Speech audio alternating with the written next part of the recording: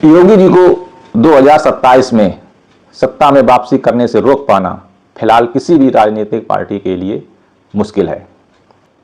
योगी जी से बड़ा कोई भी हिंदुत्व का चेहरा योगी जी के आसपास भी दिखाई नहीं देता है। योगी जी अपने दम पर सत्ता में वापसी कर सकते हैं। अगर योगी जी ने 2027 का चुनाव हिंदुत्व और सनातन के मुद्दे पर लाकर खड़ा कर दिया तो अखिलेश यादव के लिए सत्ता में आना सपना सपना ही रह जाएगा। योगी जी को 2027 में सत्ता में वापसी करने से रोक पाना फिलहाल किसी भी राजनीतिक पार्टी के लिए मुश्किल है, खासकर मुख्य विपक्षी पार्टी समाजवादी पार्टी के लिए। उत्तर प्रदेश की राजनीति में एक जमाने में विनय कटियार, उमा भारती, प्रवीण तोगड़िया जैसे हिंदूवादी नेताओं की तूती बोलती थी, मगर आज के दौर में योगी जी से बड़ा कोई भी हिंदुत्व का चेहरा योगी जी के आसपास भी दिखाई नहीं देता है। अगर बात भारतीय जनता पार्टी की जाए तो मोदी जी के बाद देश की राजनीति में भी योगी से बड़ा कोई हिंदुत्व का चेहरा नहीं है। अगर बात उत्तर प्रदेश की राजनीति की जाए तो आने वाले 2027 के विधानसभा चुनाव में योगी जी अपने दम पर सत्ता में वापसी कर सकते हैं।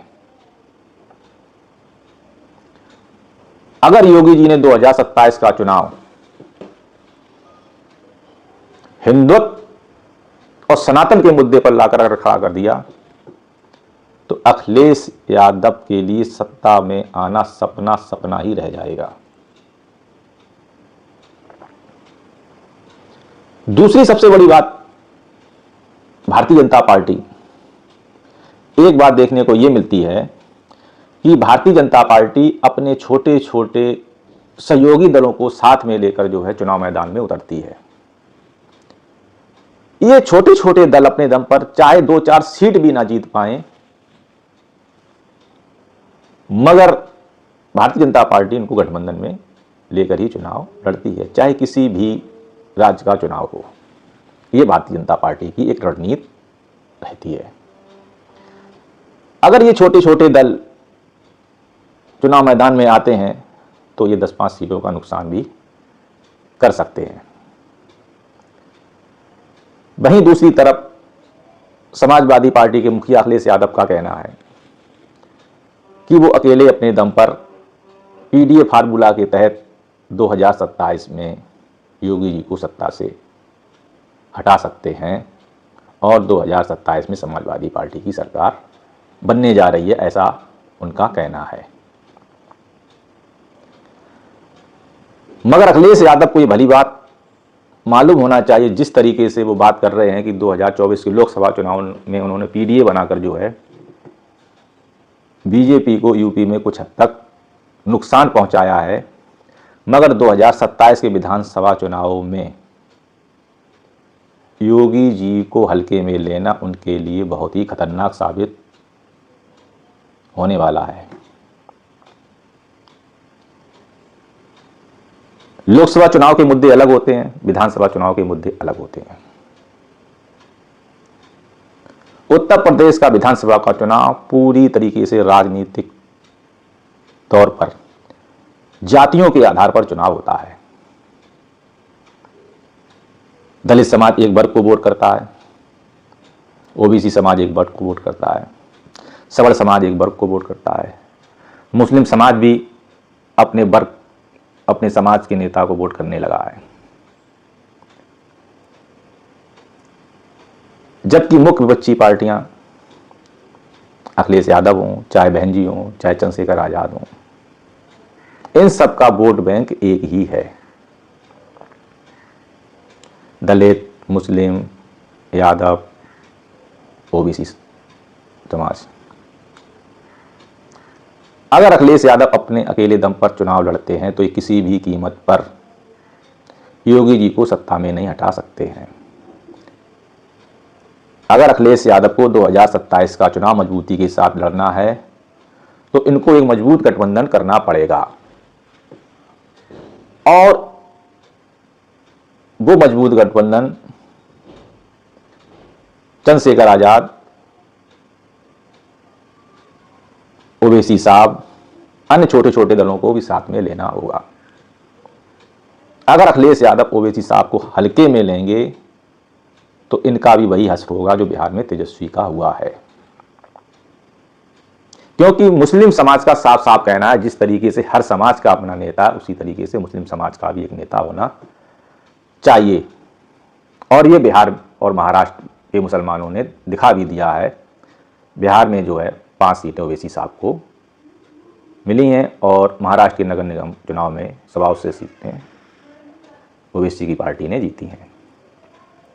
ओवैसी का कहना है अगर अखिलेश या चंद्रशेखर या बहन जी उनको गठबंधन में लेती हैं तो ठीक है, अगर नहीं लेती हैं तो वो अकेले अपने दम पर 200 सीटें उत्तर प्रदेश के विधानसभा में लड़ने जा रहे हैं। अगर ओवैसी की पार्टी 200 ही ना सही, अगर 100 सीटों पर भी चुनाव लड़ती है तो सबसे ज्यादा नुकसान सीधे तौर पर अखिलेश यादव को कम से कम 40 से 50 सीटों का होने जा रहा है।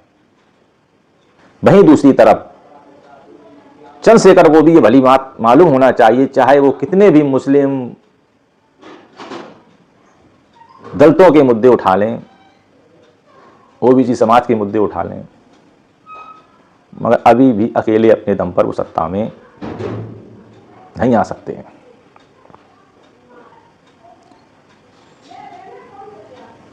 अगर अखिलेश यादव ओबीसी साहब से गठबंधन नहीं करते हैं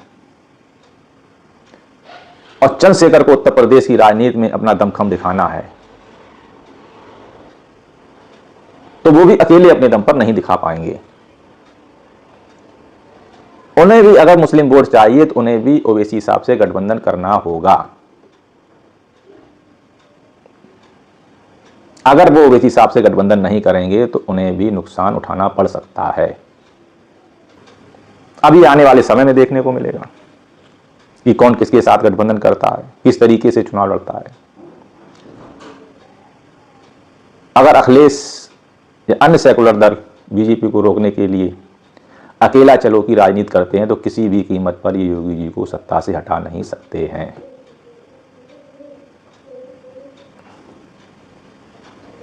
अगर इनको योगी जी को सत्ता में बने रहने से रोकना है तो एक मजबूत गठबंधन चंद्रशेखर, ओवैसी और अखिलेश यादव तीनों को एक साथ मिलकर बनाना होगा और साथ में अन्य छोटे छोटे दलों को भी लेना होगा, तभी ये लोग कुछ हद तक योगी जी को सत्ता में रोकने में कामयाब हो सकते हैं। अब देखते हैं आने वाले 2027 के विधानसभा चुनाव में इन दलों की क्या रणनीति रहती है।